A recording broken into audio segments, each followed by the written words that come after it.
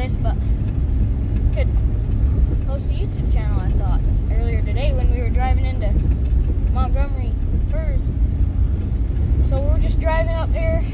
We're about there to our coyote spot. See if we got one. Just walking up to our first trap, they said.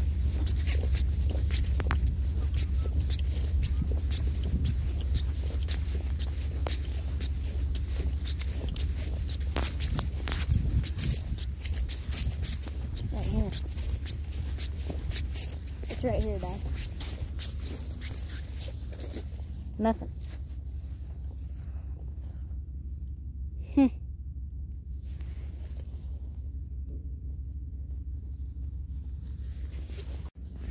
Got some pretty hard ground down here.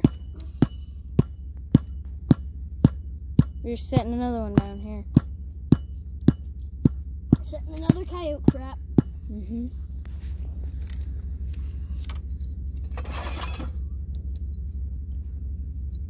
Using an old ground stake, and we're gonna. That is a way old ground stake. Extend her in there.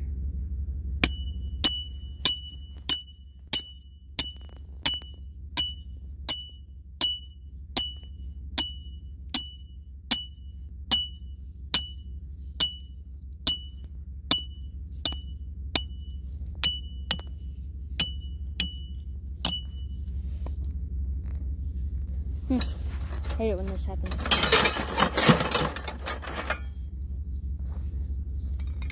Gotta grab the old puller. There we go. Got her out now.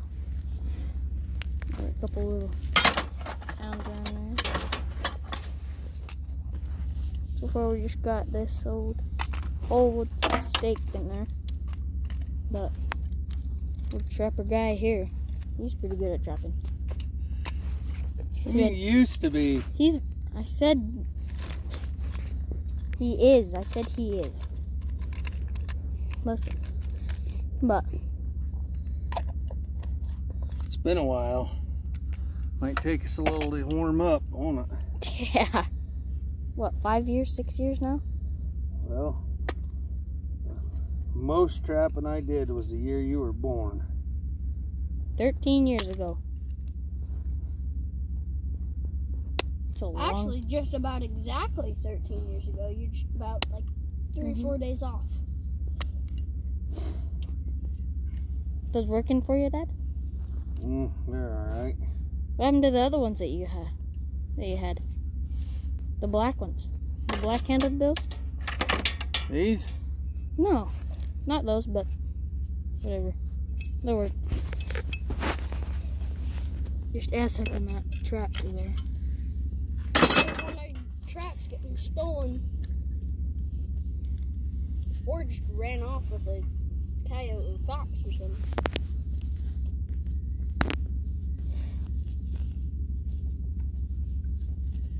Hey Dad, how long do you want this stick? Got the old trap ready now. I got all the thistles and thorns off of it. Gotta get her all set. Ew, not off that part.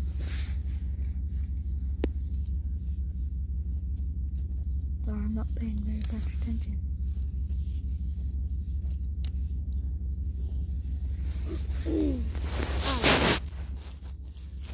Dad, does this stick long enough? Yeah.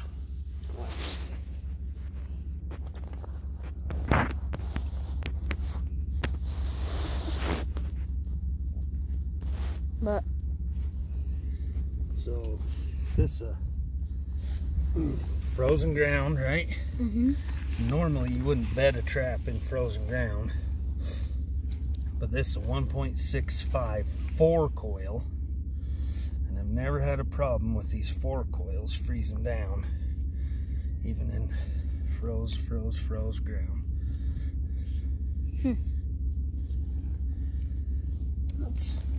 And if you ever want to go trapping or get into trapping, come watch us, because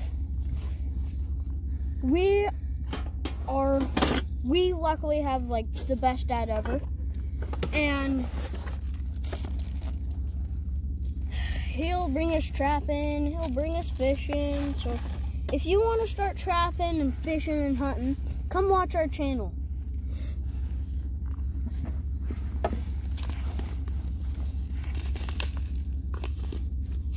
Now we're just grabbing some. What's that? What do you mean, what's that? Yeah, that's new to both of us. What's it called? Sodium benzene? Sodium benzate.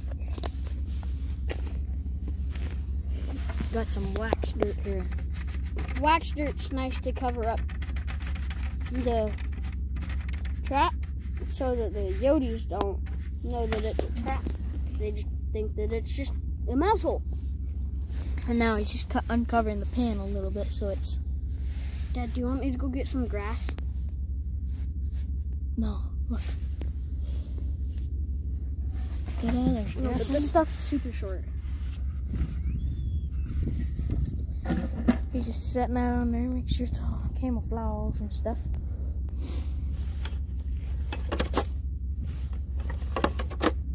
And what we've learned is it's pretty important to keep when you set your trap and when you bait your trap that you don't touch the trap with your bait gloves, because then the fox or coyote or whatever you're trapping will sniff it up and scratch up your trap because they smell the trap instead of the bait. Alright? Yep. Exactly. Some fox. In a shorter version, make sure you have 2 different pairs of gloves. Yeah. Dad, why do you put the fox dung in there? The little dung right there to guard the loose jaw.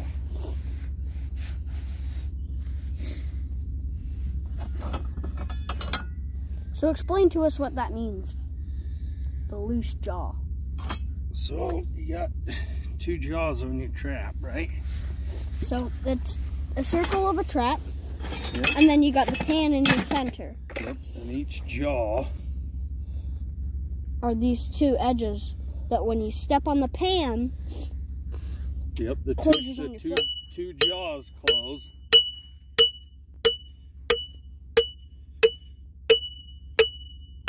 Continue. But one jaw is locked down with the dog, right? With the dog. And then the other jaw is just free. The other jaw is free. So and the free jaw is kind of loose. Mm-hmm. And sometimes they'll step on that and know. Oh. Yep, and it'll move. So if you guard it with a little poop, canine poop. What do you want to use here? Red fox? Yeah, sure. Or do you want to use coyote? I want to use red fox. Red fox. It's nice to have different types of baits and stuff. So this is a lure, not a bait. What's the difference? You just got your little bait right there. Mouse hole. So the coyotes think. So the coyotes think that this right here is a mouse hole, and they don't really exactly notice this because the smell of the mouse is blocking their scent, or it's like distracting them from paying attention. So if you have this mouse hole right here, and then you have your pan right there, so this mouse hole makes it so that, how to explain this? You can put fox urine on it. Yep. See, this steak is, you put fox urine on it, so it looks like someone peed on it. Or for their territory, right? To mark their territory. And so they're gonna come up and think, oh, sniff that. Someone's been here. Kind of explore, you know. And what he's doing there, he's grabbing some wool to put. What does the wool exactly do, Dad? It just makes it more appealing, right? Well, it does a couple things. One, the wool, you stick it down in the hole and it gives some eye appeal, like, oh, what's that?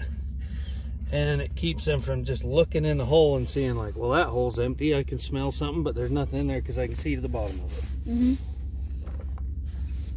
Yeah. And you want to put your bait in first because the mice will get in that hole and drag your wool out sometimes. So if you have bait on your wool, then that does no good. He's just kind of camouflaging it now.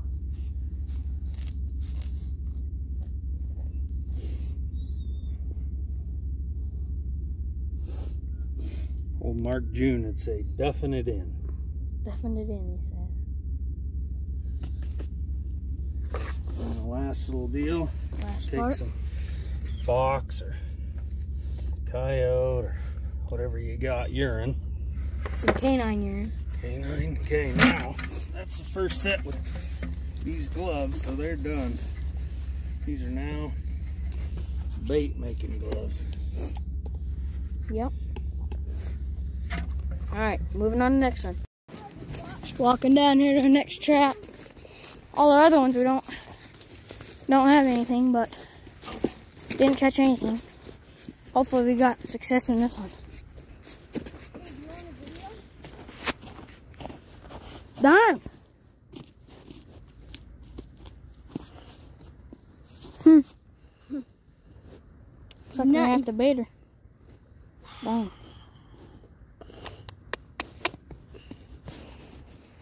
Well, you got the bait? Or do you want me to run grab it? We'll see what happens. Dang.